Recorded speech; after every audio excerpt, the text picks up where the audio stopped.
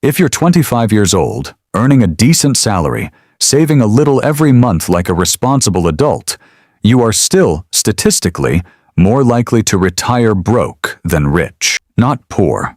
Broke. There's a difference. Poor is not having money. Broke is having spent 30 years earning it and ending up with nothing to show for it anyway. And the strange part is, the people this happens to aren't reckless. They're not gambling their salary away. They're doing everything they were told to do. Save, get a fixed deposit, buy some gold, maybe a LIC policy your uncle sold you at a wedding, and still, somehow at 60, the number in the bank account looks nothing like what they imagined at 25. So what's going on? Why does responsible behavior keep producing disappointing results? Here's the uncomfortable truth. Saving money and building wealth are not the same activity. They just look similar from a distance. Let's rewind. In 1995, 1 crore rupees sounded like a fantasy number, the kind of money that meant you'd made it. Today, 1 crore barely covers a 2-bedroom flat in a Tier 2 city. Same number, completely different meaning. That's not because the number changed, it's because the value underneath it quietly rotted away, year after year, while nobody was watching closely enough to notice. This is the part school never explained properly. Inflation isn't a background statistic. It's a tax you pay for doing nothing. Every rupee sitting idle in a savings account earning 3 or 4%, while prices rise 6 or 7% a year, is a rupee slowly losing a war it doesn't even know it's fighting. So the middle-class instinct, save carefully, avoid risk, keep money safe, is actually, mathematically, a slow bleed. Not because saving is wrong, but because saving without growth is just a delayed way of losing. Now here's where it gets interesting. Because there is a trick, not a scheme, not a shortcut, not something illegal or hidden in fine print. It's something almost embarrassingly simple. And that's exactly why most people ignore it. It's called compounding. You've heard the word. Almost nobody respects what it actually does. Picture 2 people. Person A starts investing 10,000 rupees a month at age 25.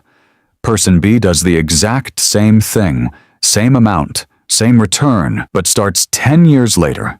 At 35, you'd think person B just loses 10 years of contributions. That's not what happens. Person B loses almost half the final wealth, not 10 years worth, nearly half of everything. That's the part that breaks people's intuition.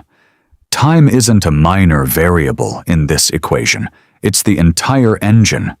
Money doesn't grow in a straight line. It grows like a rumor, slow, quiet, barely noticeable at first. And then suddenly it's everywhere. For the first several years, compounding looks almost insulting. You put in lakhs, and the growth looks like pocket change. This is exactly the point where most people quit. They see slow progress, assume the method is broken, and pull out to try something that feels faster. Stocks that spike, crypto that trends, a cousin's sure-shot tip. And that impatience is precisely why so few people actually reach 1 crore, even though the math to get there is not complicated at all. Here's the part nobody likes to admit. Getting to 1 crore isn't primarily a math problem. It's a psychological one. The math is almost boringly simple. Invest consistently in something that historically grows faster than inflation, and give it 2 to 3 decades. The hard part isn't the calculation. It's sitting still while the calculation quietly does its job, especially during years when it looks like nothing is happening. Contrast that with what actually gets attention. Financial influencers promising 40% returns in 6 months. Trading groups.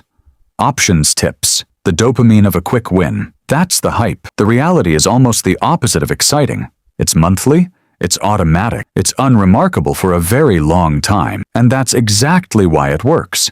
Because it doesn't rely on willpower or timing or luck. It relies on time doing what time does, uninterrupted. Now zoom out further. Because this isn't just a personal finance story. It's a structural one. The financial system isn't designed to explain this to you clearly. Banks profit more when your money sits in low-interest accounts.